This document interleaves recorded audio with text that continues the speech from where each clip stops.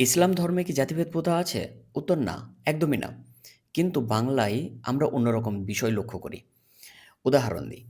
দেখবেন আপনারা লক্ষ্য করবেন যে বিভিন্ন সংবাদ মাধ্যমে এবং অনলাইন বা অফলাইন বিভিন্ন পোর্টালে যখন বিবাহের অ্যাডভার্টাইজমেন্ট দেওয়া হয় তখন উল্লেখ করা হয় যে সৈয়দ পরিবারের মেয়ে চায়, শেখ পরিবারের ছেলে চায় ইত্যাদি, ইত্যাদি। গ্রামের দিকেও অনেক সময় লক্ষ্য করা যায় বা বলা বলা হয় যে ওরা জুলা মুসলমান। একই গ্রামের মুসলমানদের পশ্চিমবঙ্গের অনেক গ্রামে, একই গ্রামে আলাদা, আলাদা পাড়াতে আলাদা, আলাদা পদবীর মুসলমানরা থাকে। শেখপাড়া, মোল্লাপাড়া, সৈয়দপাড়া ইত্যাদি, ইত্যাদি। এর ফলে সমাজ ব্যবস্থাতে একটা আলাদা ভেদ তৈরি হয়েছে। তারা শুধুমাত্র গ্রামের মসজিদে গিয়ে শুধু একসাথে নামাজই পড়ে। অন্য সব কাজে বিশেষ করে বিবাহের কাজে এবং মৃত্যুর পর কবরস্থানেও আলাদা, আলাদা জায়গাতে আলাদা, আলাদা পাড়ার মানুষদের কবর হয়। এ বিষয়ে ধর্মে কি বলা হয়েছে? কোরআনের ৪৯ নম্বর সূরা আল হুজুরাতের ১৩ নম্বর আয়াতে বলা হয়েছে যে, "হে মানুষ, আমি তোমাদের এক নারী ও এক পুরুষ থেকে সৃষ্টি করেছি। আর তোমাদের বিভিন্ন জাতি ও গোত্রে বিভক্ত করেছি, যাতে তোমরা পরস্পর পরিচিত হতে পারো। তোমাদের মধ্যে আল্লাহর কাছে সেই অধিক মর্যাদা সম্পন্ন যে তোমাদের মধ্যে অধিক তাকওয়া সম্পন্ন।" মানে আল্লাহ ভীরু বা বিশ্বাসী এরকম বলা হয়। নিশ্চয়ই আল্লাহ সর্বজ্ঞ এবং সম্যক অবহিত। অর্থাৎ কোরআনের এই আয়াতে বংশকৌলিন্য বা জাতিভেদকে সরাসরি অস্বীকার করা হচ্ছে। নবী মোহাম্মদ সাল্লাল্লাহু আলাইহি ওয়াসাল্লাম হজের বিদায়ী ভাষণে বলেছেন যে, আরব, অনারব যারা আরবের অধিবাসী নয়, সাদা বা কালো চামড়ার মানুষ, এর মধ্যে কোনো পার্থক্য নেই। অর্থাৎ ইসলামে জন্ম নয়, চরিত্রই আসল। তাহলে প্রশ্ন হলো, ধর্মে যদি ভেদাভেদের কথা না থাকে, তাহলে সমাজ ব্যবস্থাতে এলো কিভাবে? এই প্রশ্নের উত্তরের জন্য আমাদেরকে ইতিহাসে যেতে হয়। বাংলায় একদিনে ইসলাম ধর্ম আসেনি। বাংলায় ইসলাম ধর্ম ৩টি পর্যায়ে এসছে। প্রথম পর্যায়ে আরব বণিকরা মূলত বাংলার একদম পূর্ব দিকে চট্টগ্রাম, সিলেট এই অঞ্চলে ব্যবসা করতে আসে বা বাণিজ্য করতে আসে। দ্বিতীয় পর্যায়ে তুর্কি এবং আফগান শাসকরা তাদের সৈন্য এবং উচ্চপদস্থ কর্মচারীদেরকে নিয়ে এখানে শাসন করতে আসে। তাদের সাথে সুফি সাধকরাও আছে।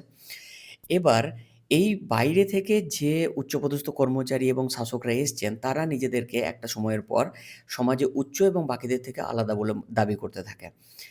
এই সময় থেকেই সমাজ ব্যবস্থাতে মানে বাংলার সমাজ ব্যবস্থাতে, বাংলার মুসলমান সমাজ ব্যবস্থাতে সামাজিক হায়ারার্কির একটা ধারণা গড়ে ওঠে এবং ৩ নম্বর পর্যায় হলো গণধর্মান্তরকরণ। বাংলায় বহু নিম্নবর্ণের মানুষ এবং বৌদ্ধরা মূলত ইসলাম ধর্ম গ্রহণ করে। কেন? তার কারণ ইসলাম ধর্মে আসার আগে এই নিম্নবর্ণের মানুষ এবং বৌদ্ধদেরকে সমাজে মানুষ হিসেবেই গণ্য করা হতো না। তারা বিভিন্নভাবে উচ্চ বর্ণের দ্বারা সমাজে লাঞ্ছিত এবং অত্যাচারিত হতেন।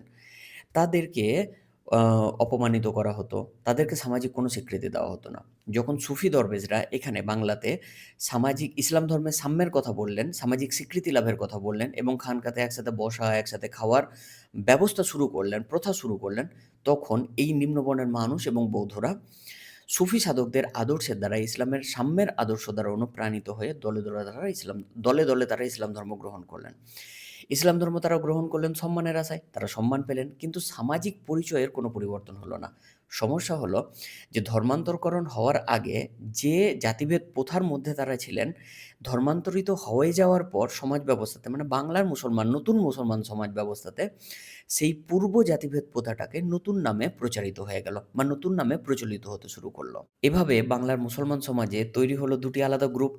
এক আশরাফ মানে উচ্চবর্ণের মানুষ, উচ্চবর্ণের মুসলমান আর এক আতরাফ বা আজলাফ যারা মূলত নিম্নবর্ণের শ্রমজীবী এবং কৃষিজীবী মানুষ। যারা মূলত স্থানীয় ধর্মান্তরিত মানুষ ছিলেন। এবার এর কি কোনো প্রমাণ আছে? অবশ্যই আছে। ১৯০১ সালে সেন্সাস রিপোর্ট দেখা যাক। ১৯০১ সালে সেন্সাস রিপোর্টে মুসলমানদের আলাদা, আলাদাভাবে শ্রেণীগত কাঠামোর দিক থেকে বিচার করা হয়েছে। মানে বিশ্লেষণ করা হয়েছে। আলাদাভাবে স্পষ্টভাবে উল্লেখ করা হয়েছে। যেখানে বাংলায় স্থানীয় মুসলমানদের সংখ্যা যারা ধর্মান্তরিত হয়েছিলেন তাদের সংখ্যা প্রায় ৭০-৮০%। আর যারা নিজেদেরকে উচ্চবর্ণের এবং বাইরের বংশোদ্ভূত বলে মনে করতেন তাদের সংখ্যা ২০-৩০%। বর্তমানে আধুনিক শিক্ষা ব্যবস্থার জন্য মানসিকতার পরিবর্তনের ফলে মূলত এই বিভাজন অনেকটা কমেছে কিন্তু পুরোপুরি নয়। এখনো বিবাহের ক্ষেত্রে বা মৃত্যুর পর কবরস্থানের এই বৈষম্য দেখা যায়। তাহলে প্রশ্ন রয়েই গেল যে আমরা কি শুধুমাত্র নামেই মুসলমান? নাকি ইসলামের সাম্যের প্রকৃত আদর্শটাকে আমরা সত্যিই মেনে চলি? ধর্মে স্পষ্টভাবে সমাজের এই বিভাজনকে অস্বীকার করা হয়েছে। অথচ এখনো দেখা যায় ধরুন কোনো মুসলমানের পারিবারিক পদবি সৈয়দ।